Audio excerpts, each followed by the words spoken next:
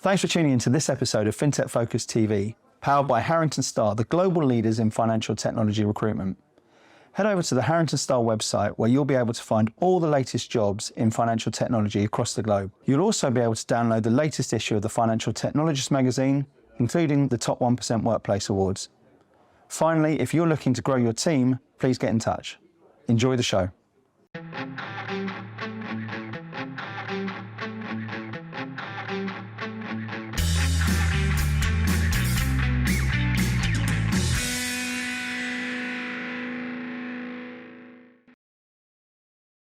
Hello and welcome to a very special episode of FinTech Focus TV with me, Toby Babb. I'm absolutely delighted to be welcoming back onto the show three people who've starred in the past and three of my favourite guests. I don't say that to everyone, but these three are fantastic, all from the VC world, all with very, very interesting takes on what's happening in the marketplace. So Dan, Devin, Mark, lovely to have you on the show and thanks for coming back. We're obviously doing something right. Pleasure.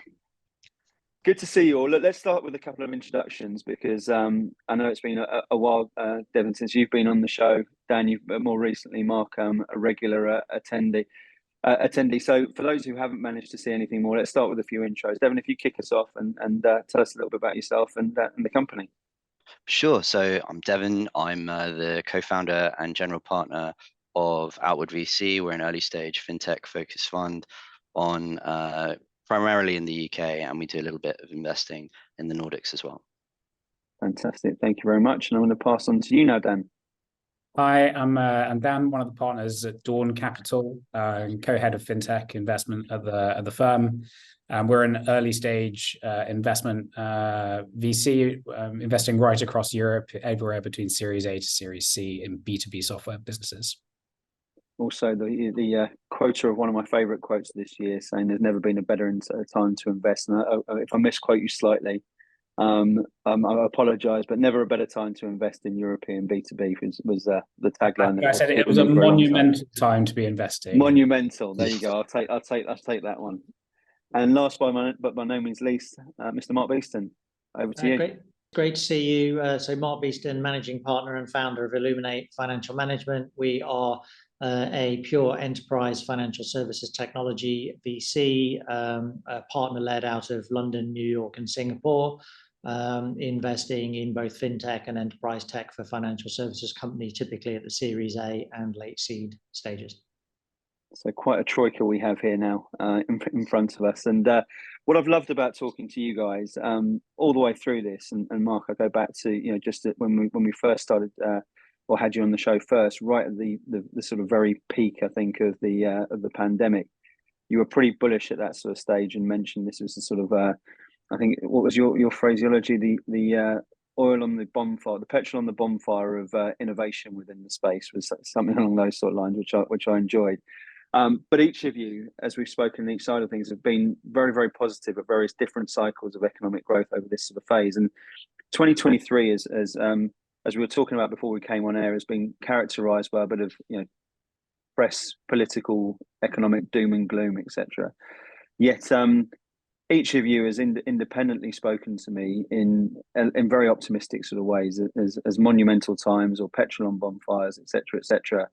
And I think it's really interesting to look back at 23 and reflect on that before we now move into 2024 and sort of really talk about what we can expect from that. So, Devin, you were interested about this, about putting it into perspective, the doom and gloom that we've been seeing, and give us your views on that, if you will. Yeah, thanks, Mark. I think that 2023 has to be looked at not in isolation, because if you look at it in isolation, like you look at any year or any data in isolation, you can just look at the headline numbers and assume you're living through a very, very difficult period because you're taking it from the previous year or the previous 2 years. So if we take 2023 from from the highs of 2021, funding is down at the early stage 45%. Number of rounds is down 60%. But you're taking it from a high watermark. And I think if you go back and look at it from over the last 5 or 6 years, it's pretty much flat. And I think that's something to think about as we start a new year in 2024. So in isolation, and you're looking at it from 2022 and the highs of a COVID fueled 2021 and 2020, yes, those numbers are down considerably. But if you look at it from a normalized perspective, 2018-19, they're pretty much flat. So the funding market has corrected. It's corrected, I think, in a rightly.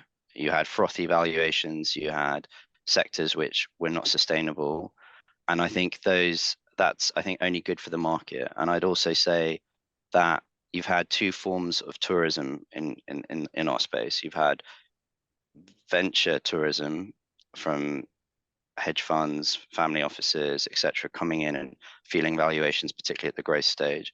And then you've also, to be fair, also had founder tourism of people coming in wanting to be founders over the last few years, not necessarily attributing the right risk to profile to what they're doing.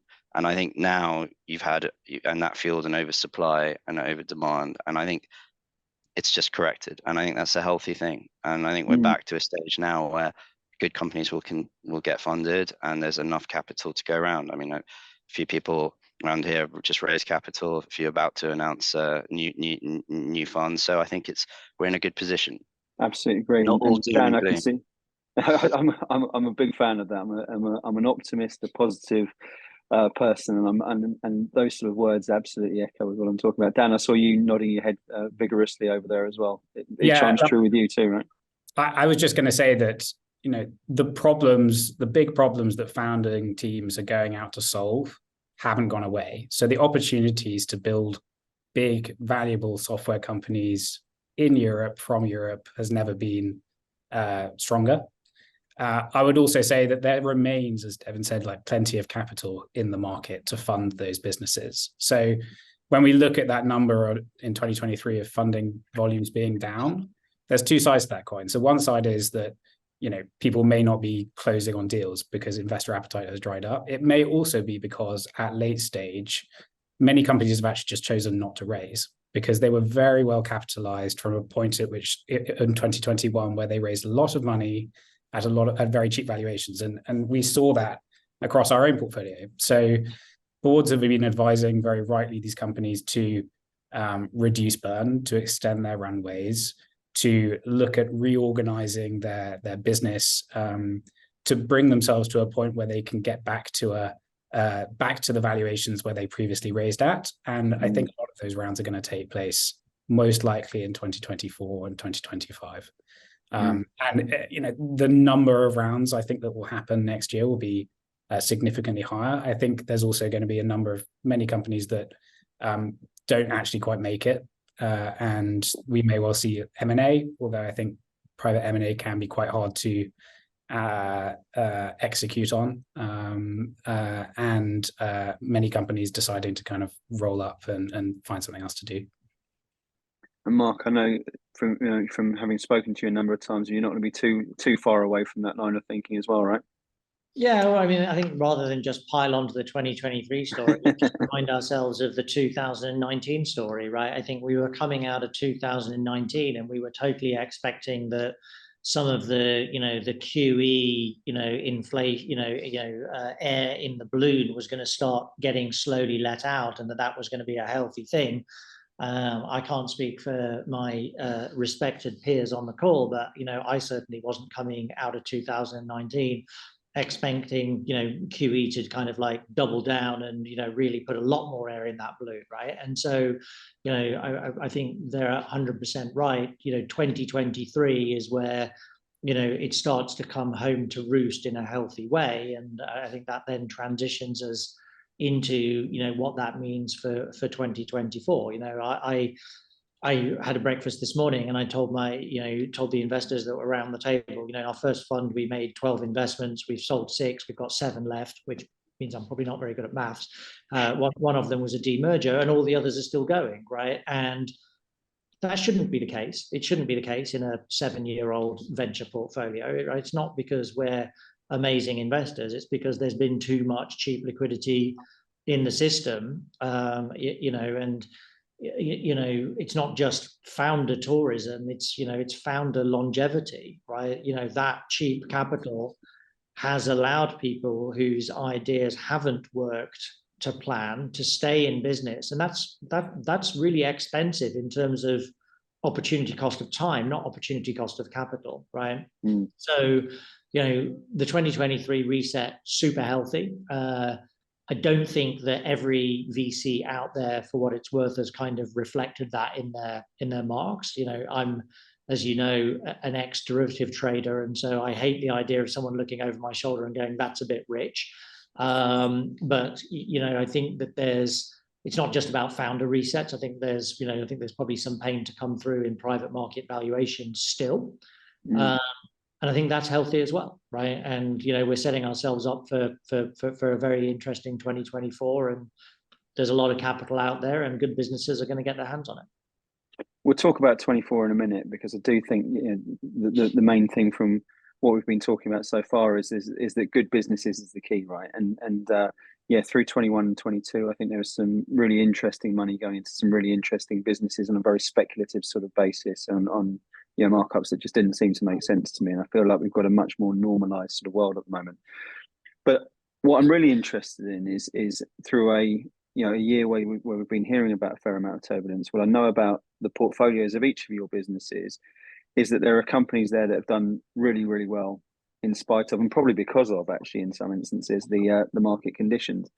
So I'll ask each of you sort of independently about of the businesses that in your stables that have really sort of flown over the last year or so. What are some of the things that you've seen those businesses do particularly well that have allowed them to ride the market and grow from it and prosper from it, as opposed to sort of shy away from it or see it out or play defense, so to speak? So, Devin, let's kick off with you on that. Instead, I mean, maybe the obvious one, which state is not rocket science, is a laser focus on metrics, right? And use the economics for certain businesses. I mean, I look after a number of companies who are more at the growth stage, and they've drastically cut their burn whilst growing their top line. Now, you could argue, why were they not doing that 18 months ago? Fair question. I think the laser focus on those metrics and operationally just getting themselves far more efficient is what I think defines a strong management team who are able to pull that off from someone who's, to Mark's point, the cheap capital that's been fueling founders for a couple of years. And so I think laser focus on metrics and economics has been one thing. And to me, I think, and that's been consistent across the growth companies. I think the other is navigating quite a difficult enterprise pipeline and conversion, and how they've managed to do that. Again, that separates probably average founders and average sales teams from very, very competent ones, and how they've managed to reduce sales cycles in what is a challenging sales market, right? Or has been in 2023. So I think those are the two which I'd point to. And that's from my perspective, looking at the four companies that I would say I'm most responsible for. I think that's really interesting on that sales piece, right? Because if I think to all the founders I've spoken to over the course of this year, the universal thing is just the frustration about big pipelines, but longer sales cycles and people taking longer to make decisions. So when you talk about that and they're being able to navigate that, what are some of the things that they've been able to do to make sure those progress? I think, is there a theme? It's horses for courses, actually. I think if I look, it's like, some sales teams and founders, the best ones are the ones who know what they don't know. And for example, reach out to the board. Listen, I'm really struggling to close X. We have relationships around the table here. How do we get this moving? And separately, it's it's a wrong salesperson leading, or the wrong conversion person leading on the account. I actually need to replace that with someone else. From a personality perspective, it can be simple fixes like that to something which is actually how you price. I want to get in the door. Maybe I need to think about something. Clearly, my enterprise client is struggling to pay the X amount. Let me get in the door at least with a lower price and think about how I price. So there are many different tactics, and I think it's about being nimble and being agile and working through which one's going to likely produce the best outcome. There is no uniform answer, I don't think. The right people. Jump in. Yeah, I mean, I think it's really important I agree with everything that's been said, but I think it's really important to remember that, like, contracted ARR is an output, right? I mean, there's a complex equation that goes into that output, right? And we talked about, the effectively the availability of cheap capital, right? Like, what does that do? It inflates a balance sheet. What does that do? It inflates an organization, right? So I think one thing that organizations have done well is not just about, extending runway. It's about saying, these are the parts of my organization that I've overinflated, right?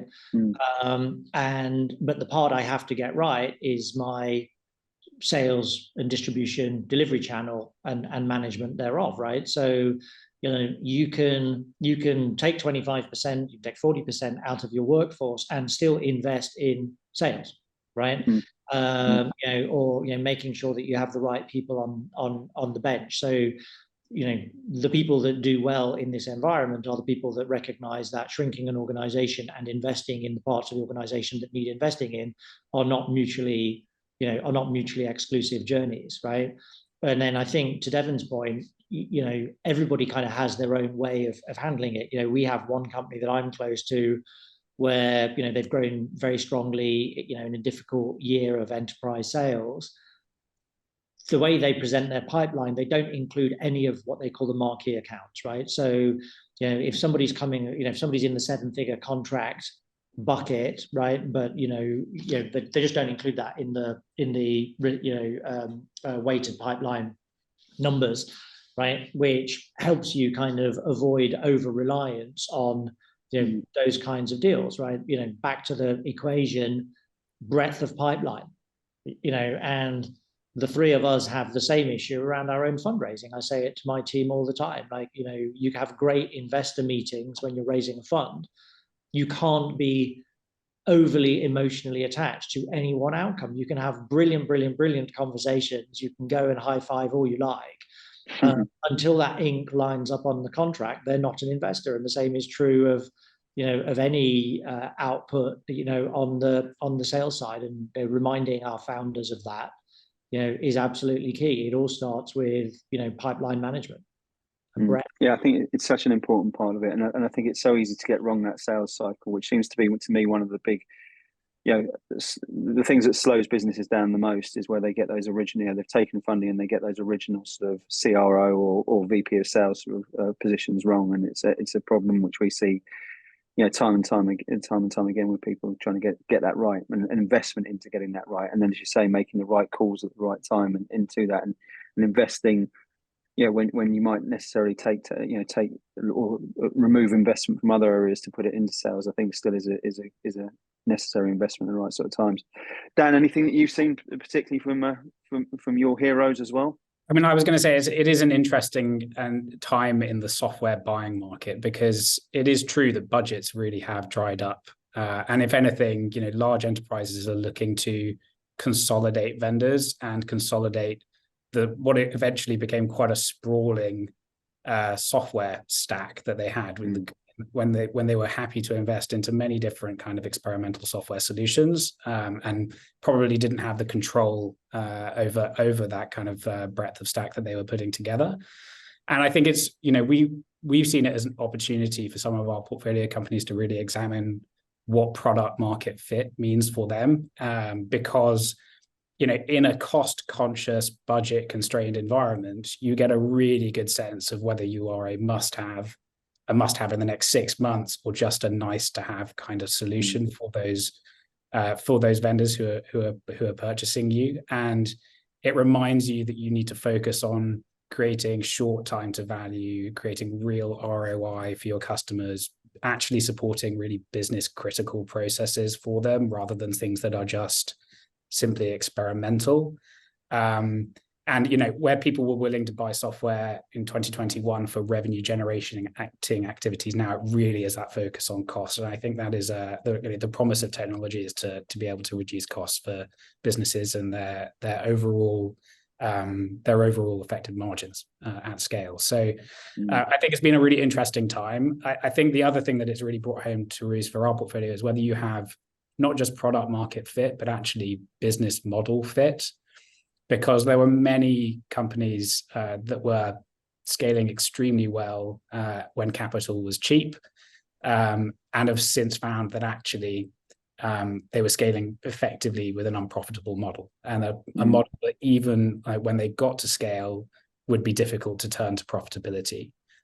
So actually, some of the businesses in our own portfolio that were more capital constrained, really laser focusing on how every new customer sale they would make would ultimately create a profitable revenue stream for them.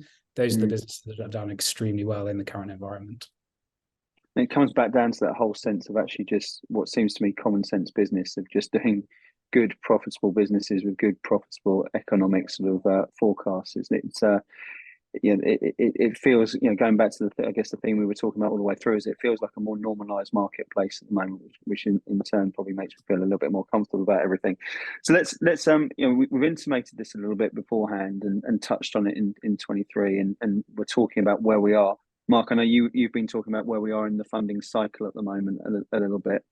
From to expand on that a little bit and say where you feel we are today, and where you feel we are at the start of 2024.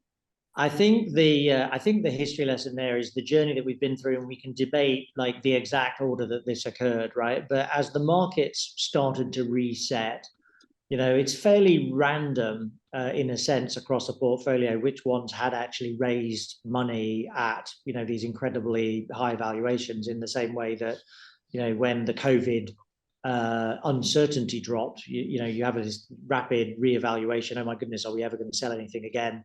And all of a sudden it's like someone shuffles the deck of your portfolio, and the ones that have raised capital recently are all of a sudden the healthy ones in these times of uncertainty.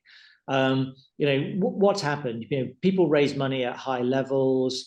People that needed to raise money in a correcting market, but had previously raised money at inflated levels. You saw a wave of structured deals where prior investors don't want to take the write down, so they'd rather bring a follow-on investor with multiple times participation, liquidity preference, etc. That's not really healthy. It creates a really awkward dynamic between new investors and old investors. People always talk about being founder friendly, but it's actually prior investor friendly as well. We went through that. I think we've been through a fairly extensive period of seeing an awful lot of or an abnormal quantity of internal bridge rounds. As boards look to kind of punt out the tough decisions, and hopefully kind of get back to a growth track that will allow like less painful decisions to be made and get these companies back to some of these higher valuations. I think we're coming to the end of that period. As I think Devin already kind of alluded to, boards guiding companies to cut costs and hence, again, further push out that need to make the next raise. And so I think in every step, seed to A to B, B to C, the gap from one funding round to another has moved quite materially compared to what it was 18 months ago. And then as we go into 2024, I think all of those things are kind of exhausted to some degree. And now you have, okay, like this is us, right? This is our company. We need to raise capital. The market's going to look at our metrics, and the market's going to decide at these valuations what we're worth and whether we're fundable. And I think one of the really big changes there, like good companies can still get funded, as Devin said. There's an immense amount of dry powder, but what we have seen a return to really healthy differentiation, right? The best companies are going to get funded. They're going to get multiple term sheets. The valuations are still going to be, like very, very strong, right? The average company is going to find it a heck of a lot harder than they did 18 months ago. And the bottom quartile, there's a day of reckoning coming, right? And that is going to be taking action to shutter a business or, find your way through to, either an acqui-hire or a tuck-in acquisition at, what some people will find quite depressing multiples, right? But is sadly the right answer for those companies. Devin, what would you add to that? We're looking at 2024 now, and as we said, we've all been relatively bullish actually on what's happened in 2023 and are positive about where that goes. What do you think will happen if you're getting your The crystal ball My out, Mystic polishing Meg. it now. Yeah. I mean, Where I do you see think us I sitting? think we've hit a floor. I think we've definitely hit a floor. I think we're going to start to see. I think some of it sentiment is obviously driven by public markets, which are slow and quiet. Some of it's going to be driven by large scale M&A. But to Mark's point, the kicking the can down the road of internal rounds, which has been sort of more common over the last year, will come to an end. And that's where the winner and loser in a portfolio for a fund becomes much clearer. And that's where you either go and raise external funding, or there's some form of solution, shutdown, acquihire, cheap M&A, and the divergence is what's going to happen of 2024. So I think 24 is a year of divergence, maybe, how I'd describe it. But on the positive, I think public markets should get better, which in turn will allow for, which will flow through down the chain. And I think also good companies, as we've said, will continue to get funded, and I think also, the way people present and the way founders present ARR, contracted ARR, there's been, we all know, we've been in this game, I think, enough that, the things you could get away with as a founder in terms of presentation in 2019, 2021, maybe is not there now. And so I think there's just a much more rigorous process around, particularly at the growth stage, funding rounds. Even if you've got a great founder with a great team, I'm going to be far more introspective around the numbers and around how the team and around how you calculate.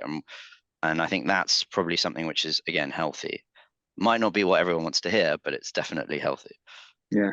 I think that's the key, isn't it? It's as you say, it's not what everyone wants to sort of cover their ears or look at and see as a reality. But I think it's definitely a healthy play in terms of where I see the marketplace. Anyway, Dan, your thoughts?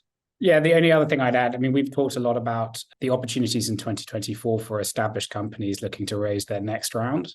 I think the only other thing to add is that, we've said a bunch of times there is still plenty of capital in the market, and that is definitely true. Like, plenty of funds raised last year, even this year. And many of the established venture capital funds, will, maybe not the tourists who Devin mentioned earlier, but many of the established venture capitals invest right through the cycle. So there is capital for young companies, and we invest from Series A to C, but on the ground we see a lot of activity at the seed stage. There is still plenty of money going into young, early businesses, looking for interesting business problems to go and solve. And I think the other thing that's happened in this market is that we're seeing a greater concentration of talent in those businesses than we have for quite a long time. Anecdotally, we saw one business the other day that had 3 former CEOs all banding together to go and start a company themselves. And that's the kind of thing that you'd never see in 2021, because they were going to start 3 separate companies. Now we're seeing those really talented individuals trying to all work together on the same problem. And I think that's an interesting place for the market to be moving. And I think will create a really interesting cohort of companies for us to look at the Series A next year and the year after. I think that's a really interesting point, because times like these do create entrepreneurial opportunities, don't they? And you see amazing companies that are born out of certain cycles at every single sort of stage. So if you're looking at that now and you're thinking, right, where are some of the where are some of the real opportunities going to come? Where do you think people are pointing out? What would you be really interested, as you say, looking at that sort of next wave of opportunity, solving problems? I know all of you come from sort of ever so slightly different, but quite consistent themes in terms of what you're looking for and what some of the sort of meta themes are in where you want to be investing at the moment. Looking at 24, maybe even 25 into it, what are some of the areas you think people should be looking at, and some of the problems you think they should be trying to solve, and who's interesting to you in that sort of spaces? What sort of problems they're trying to solve? Mark, do you want to kick us off on that? Yeah, sure. I don't think I'll say anything to you that I haven't kind of said before. I mean, you've been fairly consistent over the last couple of years in where you're pointed, right? Look, I mean, we look at the business purely through an enterprise fintech lens, right? People that have solutions for financial institutions and for the institutions that service financial institutions, right? Those solutions can be solutions to their own problems, or they can be solutions to their clients' problems, right? And I mean, quite a self-reflective mood, because in January it'll be 10 years since I set Illuminate up, right? And congratulations. and well, let's see if I get there. I think we should be okay. But I think, I was saying at breakfast this morning, the thing that really kind of excites me is that, having set up the business around, the capital markets refresh, that's what I bet my career on when I set the firm up. Along that 10-year arc of time, we've seen ESG and carbon come along as another like macro generational shift that you could raise a fund around on in its own right? Institutionalization of digital assets, right? Crypto winter notwithstanding, right? Every day there's just more and more about central bank digital currencies, around tokenization. You need that institutional digital asset infrastructure, right? The wealth transition is just coming in full effect. You've got the private markets infrastructure, you've got a whole set of new wealth transition needs. So alternative markets infrastructure is another massive one. So I'm excited about not just the year ahead, but the decade ahead, in terms of these massive macro themes, which then you can easily pass down into a whole series of sort of genus and species, and nothing's changed there, apart from, to kind of slightly misquote Dan, the opportunity to have a really spectacular vintage of fund, because you're actually getting in at sensible relative value levels compared to where we were 2 years ago.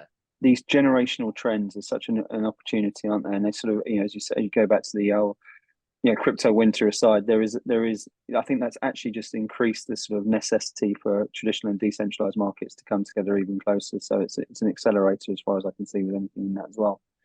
Devin, we spoke a little bit off camera when before the others joined us as well. Tell us a little bit about your thoughts on where those peak areas will be, where you'd certainly be pointing entrepreneurs at the moment. Yeah, I mean, to add to what Mark said, I think areas which encompass affordability and credit, clearly we are in a high interest rate environment. So, we recently invested in a business called Infact, which is a credit reference bureau real time. The power of where, within climate, it's a very broad space, but not just carbon credits, but project financing around climate. That's an interest in how, and the lend around that. That's quite an interesting space for us. And then obviously our definition of fintech is probably broader than most. So we go up against areas of health tech, legal tech, education, which rub up against financial services. So for us, seeing the power of AI, where that can go, there's a lot of noise in it, but where can that go in those subsectors? Even just taking lawyers out of the conveyancing space in property, right? We've made one investment there. I think that's quite a powerful play that is using AI. So I think for us, we look across the gamut. I feel that more, particularly within financial services, I mean, one of our LPs is a wealth manager. Yeah, the amount of innovation needed in that space is massive. The amount that's been started, quite small. There is a huge opportunity there, and in the asset management space, and in the reinsurance space, which still harks back to the 1980s in some way. So, like, I think those are three subsectors again, which can use substantive technology solutions. So we've made, or are making, quite a strong pipeline in those three sub-verticals. So, and you have obviously regulatory tailwinds as well. I think PSD3 coming in the end of 2024. You've got I think some good moves in terms of what the Bank of England's doing in regard to digital assets. So I feel there's a lot to play for, and so it's very difficult in 2024 to say, okay, look, in 2029 this will be the hottest thing, and etc. But what I would say is that if you look at themes, decentralization, affordability, and efficiency, with I think themes for 2024 onward. Whereas if I say transparency and democratization were very much themes in our fund for our first fund, which was 2017, 18, 19. So different lens for is how we'd look at it. Absolutely agree. Dan, is there anything left for you in that? You get the bum deal on this one, don't you? Try and find something in it that's been left out on the side for you. No, look, I was going to say we share Mark's enthusiasm for the digital assets infrastructure ecosystem. We have two large investments in that space, in a custody platform called Copper, which both of us are invested in, and a trading platform called Elwood. You know, we are supposedly in the midst of a crypto winter, but we continue to see strong interest from large institutions to move their existing systems onto tokenized and digital rails, because it will create greater efficiency and transparency right through the market. And we think that's going to be a big theme continue to be a big theme of the next 5 years. Obviously, we need the regulatory environment to become much more settled than it is today, in order to provide a platform for these businesses to grow in the next few years, and for institutions to get confidence continuing to invest into that transformation. But we think it's clearly the direction of travel. So that's one big theme for us. You know, for my big theme for 2024 is for mid-market financial management software. I think last 5 years we've seen a huge amount of investment into the SME space to help them with things like account services, payables, receivables, treasury. There's been a massive gear shift in the software platforms and software solutions that are available to small businesses. The mid-market to us feels still very underserved. The complexity of problems that people run into when they reach a certain scale just become exponentially more challenging for them to solve. And I think there's a big opportunity for software to come in and provide new cloud-based solutions for that. Can I just pick up on something that kind of comes out of that, because there is a nuance in the question here, right? And it actually comes back to the point about, like, what does the funding environment look like in 2024? The question actually is, like, what are the themes that are interesting to you to deploy initial capital in 2024? God, I wish I'd said that. Are going to actually deliver value over the next decade, right? Yeah, sure. And and I think that's kind of to the point that Devin made about like how big and how far behind the wealth opportunity is, right? And the real challenge here, of course, is that you need to find the themes that are going to be massive over a 7 to 10 year period, but are going to find enough traction over an 18-month period to get funded in a 2 to 2.5 year period, if that's what the funding gap is, right? And that's been like one of the challenges of the crypto winter, whereas like, you raised money at an enormous valuation, you thought you were going to be back to market at another enormous valuation in 18 months, your revenue kind of was massively indexed to crypto, it dropped, and you've got to find the growth again, and extend that window. But I go back to a question that I used to get asked 9 years ago when we were raising our first fund, right? It's like, if you're going after this capital markets opportunity, how many fund cycles is that, right? Because people don't want to invest in you as an emerging manager in your first fund if it's a one shot, like you could be a brilliant manager, but they don't want to invest in an emerging manager for one fund. They want to invest in an emerging manager for 10 funds, right? Yeah. And so I kind of look at it here again, back in self-reflective mode 10 years in, and I go, crikey, how far are we actually into the capital markets refresh that I set the business up around? And the answer is like 15% of the way, right? This is not a 1 fund or 2 fund or 3 fund cycle. Like, just the capital markets piece is going to take us 25 years, in the same way that it took us 40 years to get into this mess. And, by the way, to Devin's point, like, wealth is just starting, right? And legal tech, by the way, is even further behind. And right. So it's a very rich vein. And the nuance is, like, where is the, where are the themes today that are going to start to catch fire over the next 18 months? And that's the challenge. Yeah.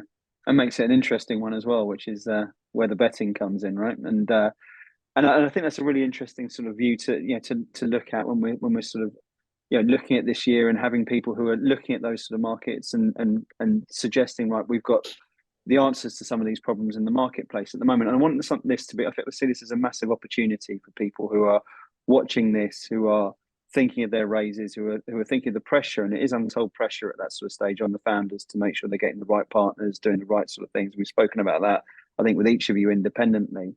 And I think all of you actually do a very good job in making sure that there's a match between the businesses you're investing in and you in terms of expectations and personality, which I don't think is universal.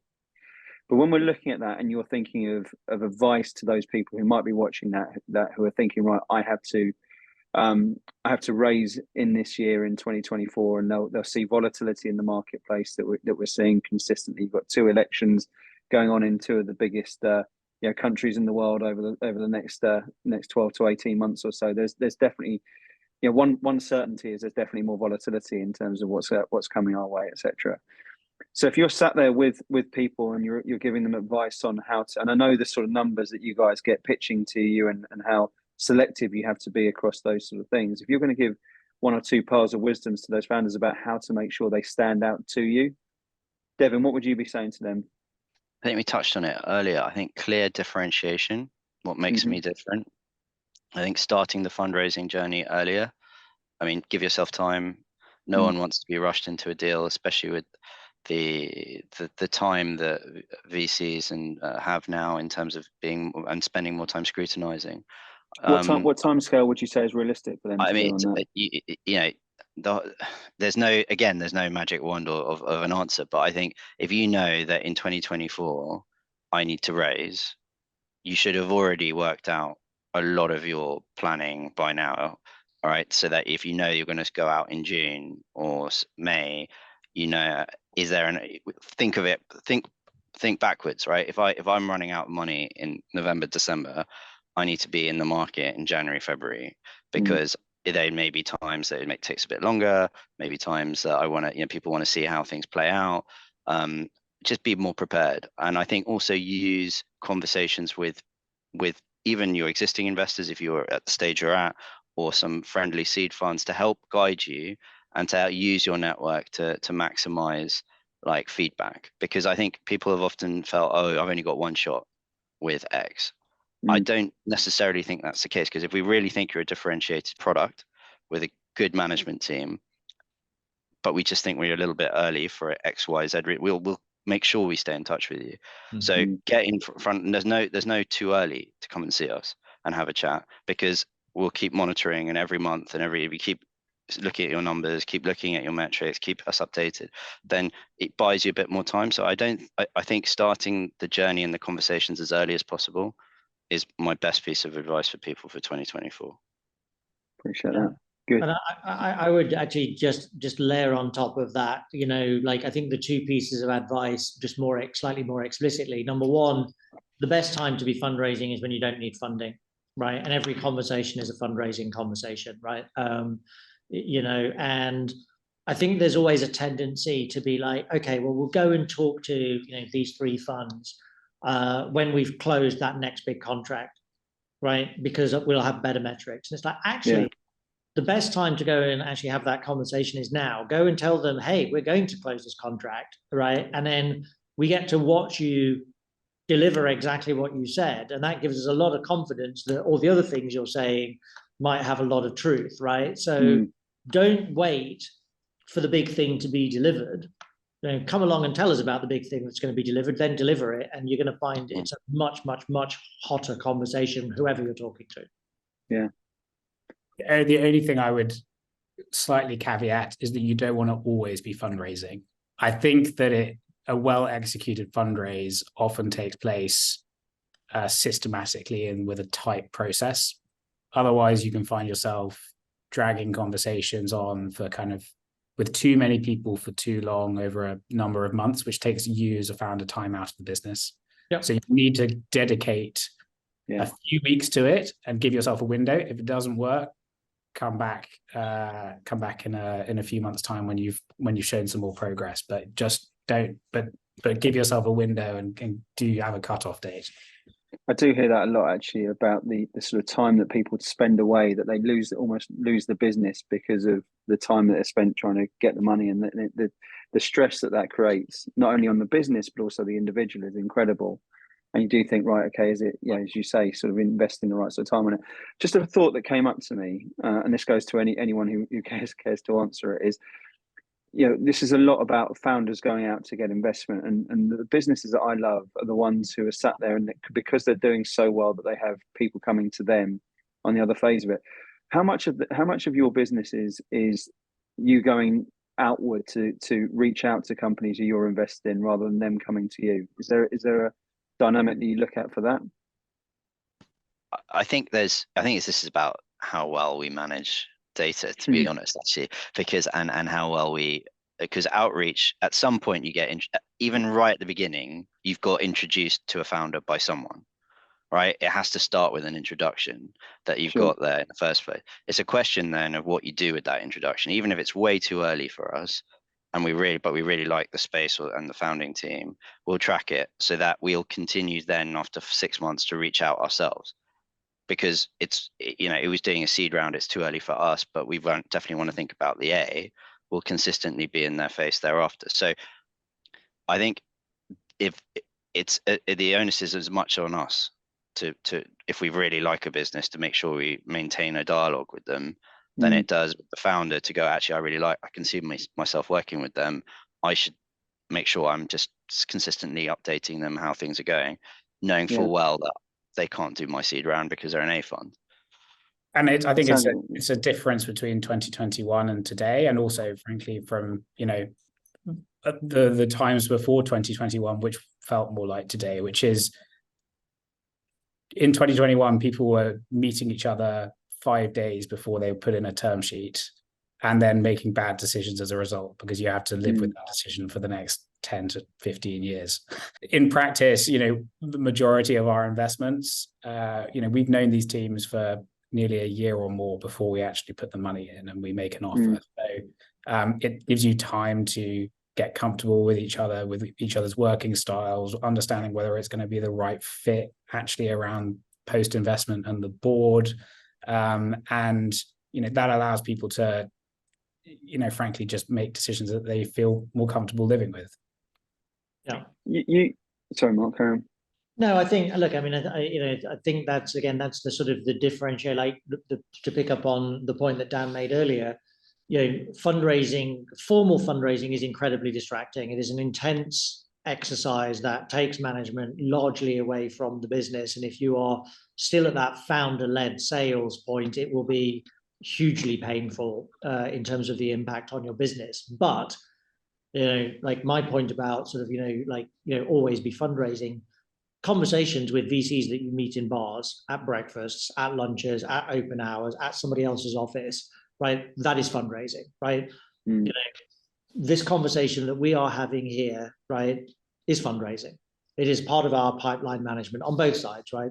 Someone might watch this and say, hey, I think those Outward guys are super smart. We should invest in them, or we should have a conversation with them. And equally, like on the other side of the pipeline, some fintech may well think the same thing, right? Is this a huge distraction to each of our 3 businesses? No, it's an absolute pleasure to spend time with all of you, right? We're very thesis driven. I think my peers are as well. We're not in the business of meeting somebody and putting in a term sheet, 5 days later, because the person we've got to meet has to be somebody that's really in something that we've already spent a lot of time thinking about, mapping out, defining, being aware of, et cetera, et cetera. I think you answered the question just then in something that I was thinking about as you were speaking, Dan, which was there is a chronic issue with the amount of VC money that goes into businesses that fails, and we know that as a sort of general industry sort of rule. And the failure ratio, to me, always seems to really hinge around the fact that there's a disconnect between expectation and reality, and the 2 parties and what they go into it. It's almost like it's a marriage of inconvenience when they're put together with 2 people looking for different things out of the relationship. You guys have in all 3 businesses have got it right far more than I think the vast majority of the industry that I've seen. And it's a difficult question for each of you to answer, because I know how modest all 3 of you are. But if you're looking at what makes your businesses more successful than others in the space at making sure that those investments are done well and done right, and I hear, and from both sides of the spectrum. I know a lot of the businesses that you guys are all involved in. I've spoken to people in those sides of it. I've always had great feedback from the businesses within that space, and I think that's an important aspect of it. There's businesses there where you can tell that the relationship is very forced and very difficult for all parties concerned in the whole play. What do you guys do that you're able to get that right and have been able to enjoy the success that all three of you have had? I'm not going to point that anywhere. I'll see if someone wants to jump in on challenging it. one. I'll happily jump in on it, right? And I think you have to answer, certainly I feel like I have to answer with a massive degree of humility, right? Which is, we've got 3 funds, right? It's a 15 vintage, a 19 vintage, and 22 vintage, right? 15 vintage, seems to be going okay, right? It's got great distributions. So I feel pretty confident about what I can say about that. 19, much earlier days, 22, probably only made a quarter of the investments, right? So I'll answer for that one in 10 years time and not believe my own my own marketing, right? Look, I think there's a danger in venture land. I'm a derivatives trader at heart, right? I kind of come from a fixed income relative value trading background, and I think there's a natural tendency to believe in the power law of venture to the exclusion of everything else, right? And I believe in the power law of venture, right?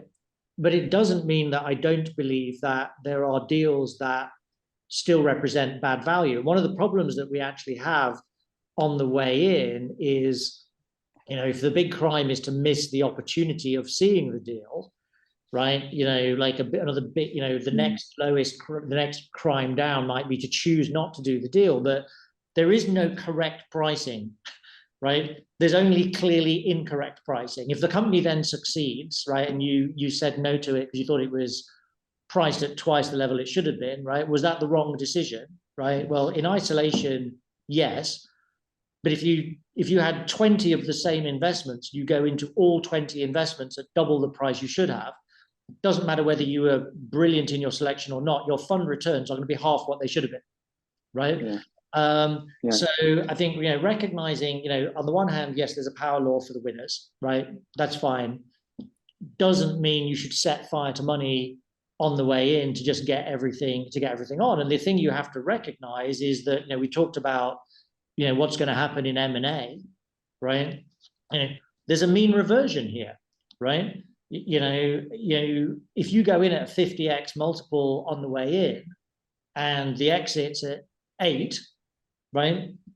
Business has got to grow a hell of a lot just for you to break even on that, deal, right? And I think so. Just being aware of a few of those kind of basic economic principles, which I think a lot of people have forgotten over the last few years, is something that hopefully holds us in good stead. But I'll tell you whether it did in 10 years' time. Yeah, I was just nuance your question because I guess it depends who you mean. What have you got right? Is this right by who? Yeah, multiple stakeholders involved here, right? There's your LPs, there's you as the venture manager, and then there's all the founders and the teams who work underneath the founders in your portfolio. And each of them has different motivations and different results offer, can be positive or negative for either side. So, Mark is right in saying that venture funds are primarily power law driven, although I agree with you that there is definitely value to be driven from many other companies within the portfolio. But by and large, you're going to see a split in venture funds of a third generate most of the returns, a third deliver some value, and then a third, if you're taking enough risk, frankly, don't work out. But I think the thing to remember as a manager is that you live or die by your referenceability to the next founder. And so you need every founder who comes into the portfolio to have a fantastic experience of working with you. And the only way you can do that is by setting expectations and communications with that team well upfront as to what you're both trying to get out of the relationship, the path that you're driving the company towards, and why. And ultimately being a helpful, active shareholder and stakeholder who sits on both the shareholder side of the cap table as well as on the board side of the company's governance structure. I totally echo what Dan and Mark have said. I think I think we're all sitting here with and very conscious of the fact that, you know, we're still very much early days in all of our funds, even in a 2015 vintage. I think, you know, Mark's humble enough to say, look, I think it's going well, but I can't tell you in full definition how well it's going to go, right? Because there's still a lot of exits to happen. But I think if it's the process that you go through, the one thing I'd say that we pride ourselves on, which is maybe a bit differentiated, is the amount of time disproportionately we spend with the founder and the C-suite in terms of them as individuals. Because what we've noticed, and I think what, you know, to Dan's point, the third that do very well, right, in power law, often it doesn't play out like the business plan that you first invested in. It is, you know, 90% of the time, there's a pivot, there's a change, there's a catastrophic event that changes everything, and they have to get themselves out of a hole. It's never linear. So what is it about those individuals which makes them nimble enough, agile enough, opportunistic enough to do that? And that goes down to their character. So you can diligence the hell out of a business plan, but can you really diligence the hell out of a character? And I think that's something which increasingly we've realized is the differential between good companies and exceptional companies. And so that's something which from quite early on, we spent a lot of time on. And because at the stage we're investing in, the metrics are often very small. It's very difficult to drill down into it. You're going a lot on the founder, the management team, the vision, the compatibility with each other. And that's qualitative. It's not quantitative. You can't go into a room and measure, oh, you guys get on so well and you're very resilient and there's no like. So I think that's something which we've tried to refine, and it's still definitely a work in progress. But I think that's something which I think we do spend a lot of time on, disproportionately to I think that comes down to the point earlier on about this not necessarily being a sort of beauty parade, but a more of a relationship that's built over time, right? And if you're there, you're able to see that a little bit more than it's the same as an interview process. You know, why is it difficult to hire a VP of sales or a CRO? Because you're doing it based on, you know, 5 or 6 conversations sometimes, as opposed to, you know, I always like the idea of the Red Arrows, who haven't necessarily had the best press over the last year or so, but they spend a week away in Cyprus sort of getting to know each other to actually then do the final part of who they're actually going to bring on board into that sort of team. I think it's a really difficult part of the process to do that, but again, it's sort of, you know, the best relationships are built over time, and I think that, you know, that's a big part of what you guys are talking about. I've got about 10 billion more questions that I can ask you about. I'd like to sort of go into a little bit more about the whole concept of the founder, but maybe that's for another show. This feels already like it's going to be an annual sort of play, so I'll keep my powder dry for a few later on. But I just do want to sort of finish with something that I've just been thinking about as we've been talking, which is, I remember in 2000 there was this sort of advice from Sequoia to their portfolio that went out there saying that this is you know, it was kind of burn the boats, wasn't it? And I always felt that there was probably something a little bit disingenuous about that whole letter that went out. I don't know if you guys remember it, but it felt like it was like, this is our opportunity to put a bit of panic into the marketplace that would help us out a little bit. So I'm not asking you to do that particular play, but what I am interested in is if you were writing a letter out to your portfolios for the start of 24, and this may well be it, but if you're giving advice to businesses who you're involved in, who you're working with at the moment, what would that piece of advice be going into 2024 for them to be best set up to win over the course of the year? I can't remember who I've went to on cyclical natures on this one, so first and foremost. So just as it's there, drawn by that sort of very Mediterranean feel in the background of your background there, Dan, you can kick us off. Yeah, I'd just say have a really, really good grip on your unit economics and make that the kind of cornerstone of your business, because we're in an environment, again, where the value you're going to have at late stage is going to revolve around your profit line. And so you need to show profitability at some point. So make sure you really, really think about that business model. Love that. Mark? Yeah, look, I think I would just string together what Dan and Devin said before, right? You know, like the economics are important, but the character is really important as well, right? Yeah. So these are very long-term relationships. I've said this to you. Yeah, I've said this to you before, Toby. I think the average venture relationship is longer than the average marriage, right? So it's not just about VCs deciding to write you a term sheet in 5 days. You're going to be in partnership with this organization for a very, very, very long time. Choose your partners very, very carefully. Love that. Devin, to finish us off.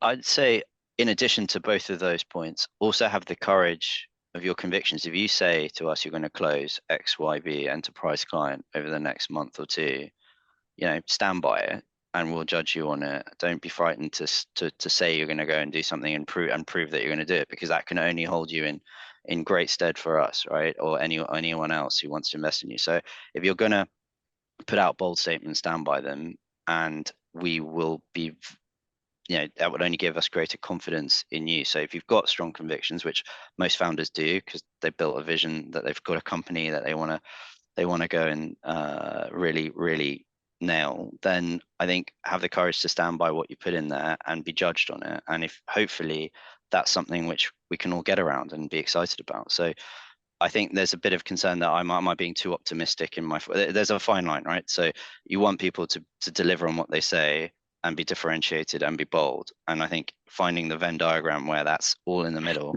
is an art, but I think the right ones get there.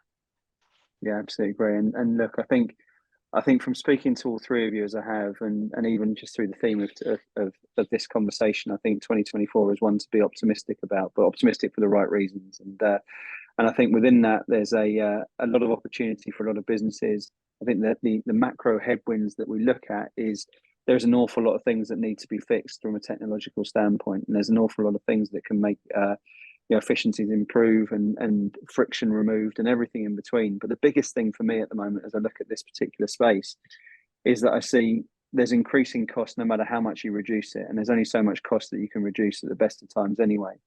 So the only way to really differentiate and get the same sort of margins out as we have been able to do historically is to increase productivity.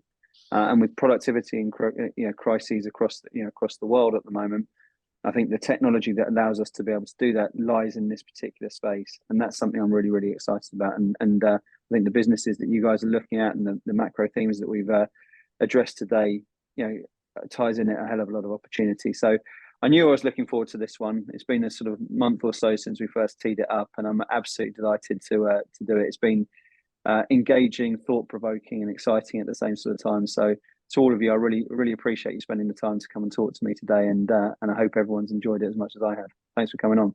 Thank you very much. Cheers. Absolute pleasure, and thank you all for watching. We will see you soon on another episode of FinTech Focus TV. Thanks a lot.